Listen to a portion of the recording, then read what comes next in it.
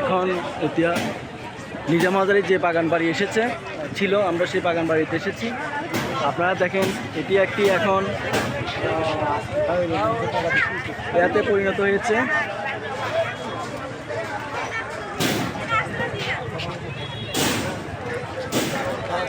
মানুষ শুধু দেখতে এসেছে এই বাগান বাড়িতে কি আছে কি নেই।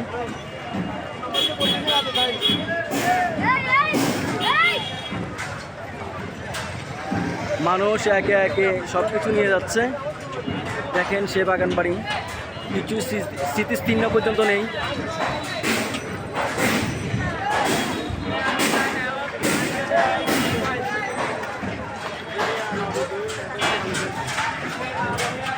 সে বাগান বাড়ি এখন ধ্বংসস্তূপে পরিণত হয়েছে।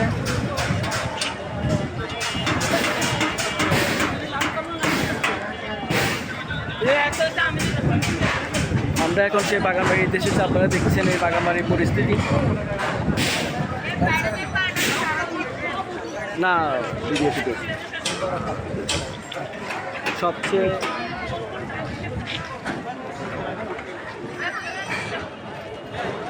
মানুষের দল আপনারা ডাক্তার চেকে এটা দিয়ে শিক্ষা নেন।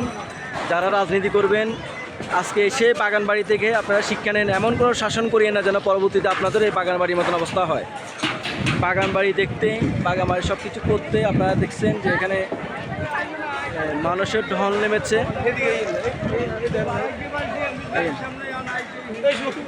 পার্কিং করছিল আপনারা দেখেন। गाड़ी लेन को जाएंगे हाँ लेन को जाएंगे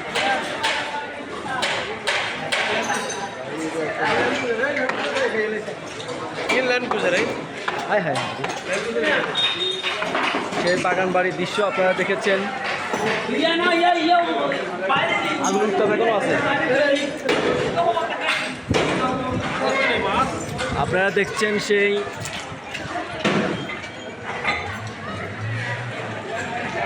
আমরা এক শাসকের বাড়ি দেখতে এসলাম। এই বাড়ির অবস্থা থেকে সবাই শিক্ষা নেন যে আপনি যদি ভবিষ্যতে যদি এরকম যদি করেন আপনার হয়তো এই পরিস্থিতি দাঁড়াবে। আপনার বাগান বাড়ির পরিস্থিতি দেখেন।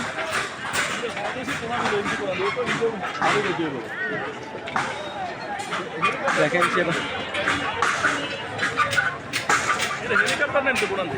সে বাগান বাড়ি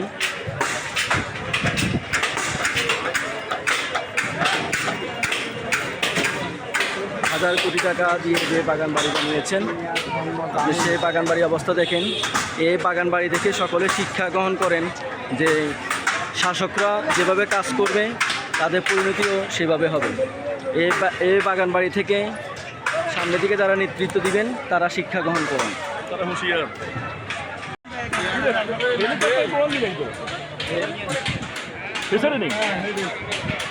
সেই বাগান বাড়ি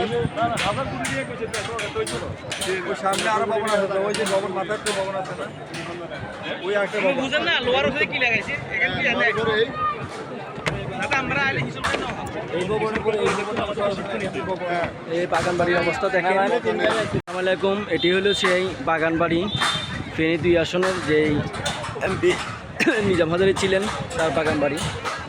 আজকে যেটা ছিল রাজকীয় বাড়ি কিছুদিন আগেও কালকেও আজকে সে এটা ধ্বংসস্তূপে পরিণত হয়েছে। এই বাগান বাড়ি দেখে সকলে শিক্ষা গ্রহণ করেন যে আপনারাও সামনের দিকে যারা যেভাবে শাসন করবেন এভাবে হয়তো তাদের পরিণতি হবে।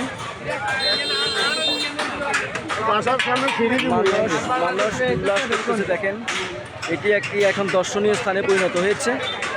এই বাগান বাড়ি এখন একটি দর্শনীয় স্থানে পরিণত হয়েছে। মানুষ শত শত মানুষ এই বাগান বাড়ি দেখতে এসেছে। আসলে এই বাগান বাড়ির রহস্য কী?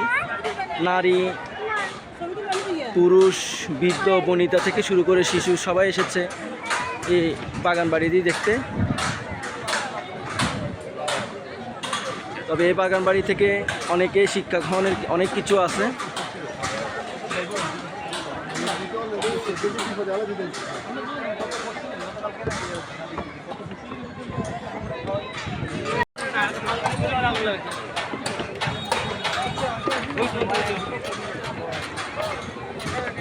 বাগানবাড়ি ধ্বংসস্তূপে পরিণত হয়েছে। যে যা পারছে তুলে নিচ্ছে, ক্ষোভের বই প্রকাশ ঘটাচ্ছে, এক আনন্দের বই প্রকাশ ঘটাচ্ছে। আপনারা দেখেন সেই ফেনীর ঐতিহ্যবাহী বাগানবাড়ি আজকে ধ্বংসস্তূপে পরিণত হয়েছে। এটাই থেকে শিক্ষা নেওয়া উচিত যে যেভাবে কর্ম করবে সেভাবে সে ফল ভোগ করবে। আমরা আশা করব তারা আগামীতে রাষ্ট্র ক্ষমতায় আসবেন বা ফেনীর নেতৃত্বে আসবেন, তারা যেন এই ধরনের শাসকে পরিণত না হন, যেন আজকে এই বাগান বাড়ির মতনই তাদের অবস্থা হয়।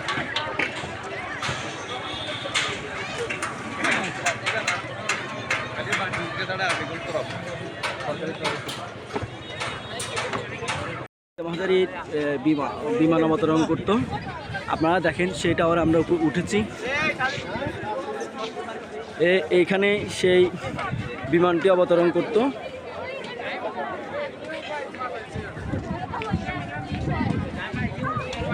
সেই আপনাদেরকে আমরা এই টাওয়ার থেকে দেখাবো পুরো দৃশ্য।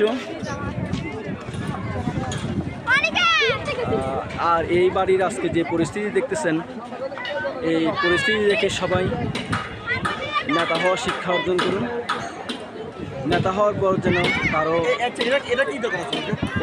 এইভাবে পরিস্থিতি না হয়।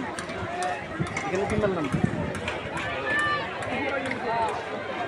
আপনারা দেখেন সেই বাগান বাড়ি আমরা উপর থেকে দেখাচ্ছি, পুরোপুরি সেই বাগান বাড়ি, বিশাল এরিয়া। এই যে দেখেন কিভাবে মানুষ নিয়ে যাচ্ছে, সাধারণ টোকাই, সাধারণ জনগণ, এই যে ছিন্নমূল লোকেরা কীভাবে জিনিসপত্রগুলো নিয়ে যাচ্ছে। পুরো বাড়ি ধ্বংসস্তূপে পরিণত হয়েছে। এই পরিস্থিতিকে যেন কোনো শাসকে যেন না হয়।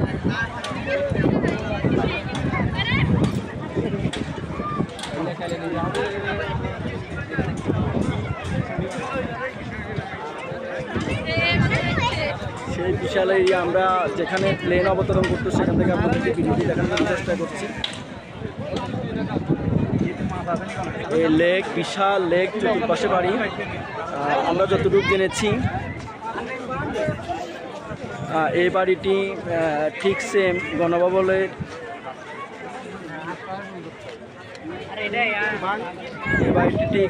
গণভবনের আদলে করা হয়েছিল। স্ট্রাকচারও ঠিক গণভবনের মতন, মিনি গণভবন যেখানে বলা হয়। গণভবনে যেরকম চতুর্পাশে লেক আছে, এটিও একটি লেক দেখেন, পুরো গণভবন এরিয়ার মতন।